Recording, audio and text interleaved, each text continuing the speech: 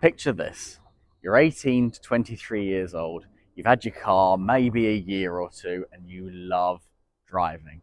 But because of how old you are, because of insurance, you're stuck driving a Corsa, a Fiesta. If you're lucky, you might be in a Polo. But you're looking for something different, something that you can work on, something that's got a little bit of character to it, and something that maybe doesn't sting you so hard on insurance. Now, I think I've got the best car for you. It's this, the MG Midget.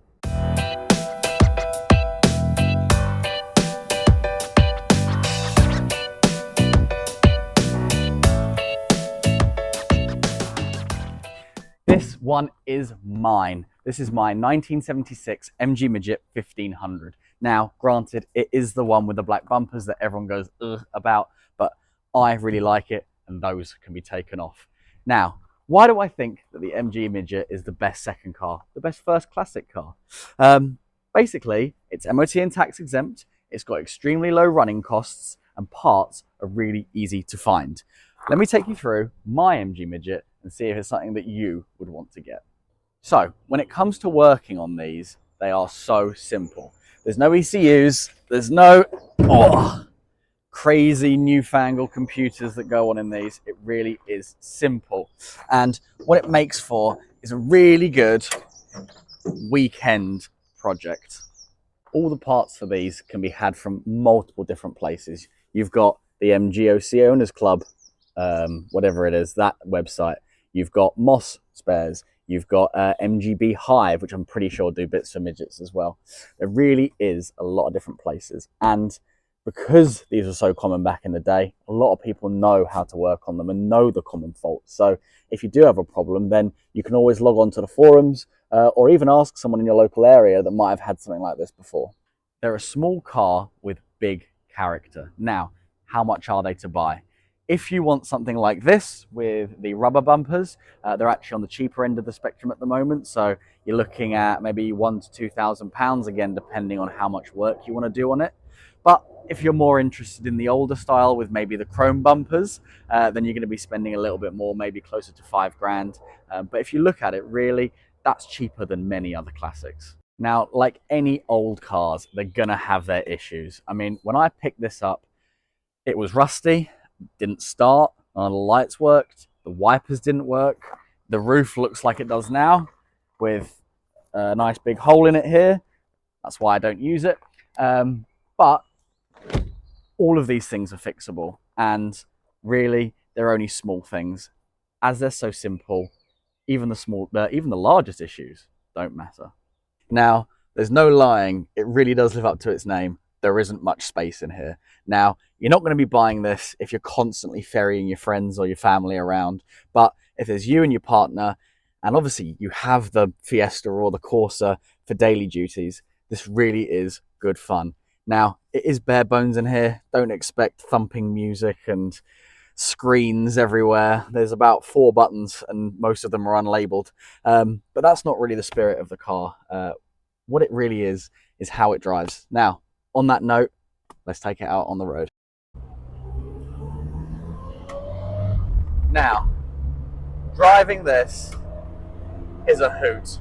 Now, I'm not going to lie to you, it's not the fastest thing on earth, but you sit so close to the ground and driving is so compromised when you look at it versus new cars that you really don't need it to be fast. You don't need a lot of power. You just need to be paying attention with what you're doing. A little backfire there because it's not running 100%. It's a real revvy little number though, and you can throw it into corners, and because of how light it is, it has absolutely no issues. I have to keep the choke pulled out on this until it's properly warmed up, otherwise it can run a little bit poor, but that can be fixed. When I first got this and I took it for a drive, I really thought it drove badly. Then I realised it had tyres on it from 2002, so I instantly got them changed. So I've got a brand new set of Nankang tyres on this, and it has absolutely transformed the way that this drives.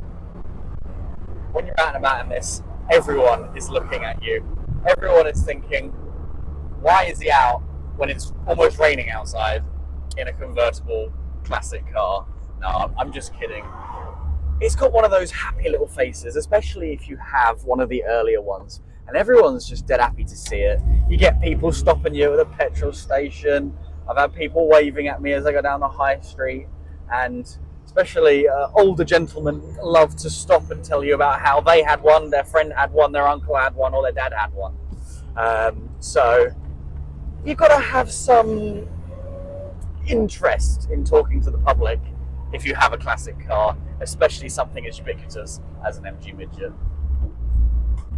But I've had a few of my friends come out in this. In fact, it inspired one of them to get their very own MG Midget, and it just puts a smile on everyone's face. It's not difficult to drive, it's just a little bit of getting used to with the lack of safety, the lack of crumple zones, so on and so forth. But once you've done a couple, 10, 15 miles in it, you know exactly what's going on. So that's it, the MG Midget. And what a car it is. It really does make me smile. I do think it's the best first classic car that you can get. Well, thank you very much for watching. I do appreciate it. If you wouldn't mind, I'd love if you could subscribe down below.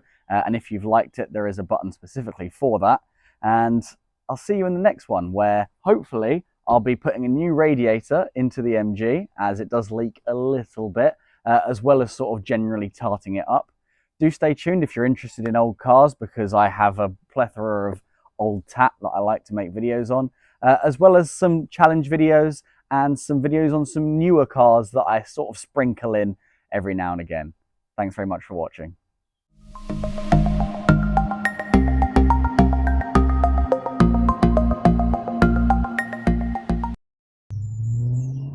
Oh, did you hear that RS4 go past? Woo!